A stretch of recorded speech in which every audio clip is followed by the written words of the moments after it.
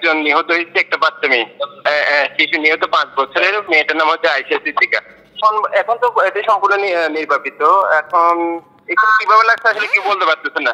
আর এগুলো যেহেতু এগুলো প্লাস্টিকের ঘর, সবগুলো প্লাস্টিকের ঘর। আমি জিজ্ঞেস করছি, উপরে টিন আর নিচে হচ্ছে প্লাস্টিক গুলো।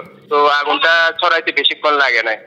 আমরা প্রায় 11:15 দিকে আসছি। আসার পর দেখতেছি প্রায় নির্বাপিত হয়ে গেছে। তেমন কোনো হয় নাই। একজন নিহত হয়েছে, একটা বাচ্চা মেয়ে, শিশু নিহত, 5 বছরের। মেয়েটার নাম হচ্ছে আয়েশা সিদ্দিকা। আর এখানে ক্ষয়ক্ষতি বলতে তেমন কিছু নয়, প্লাস্টিকের গর্ত।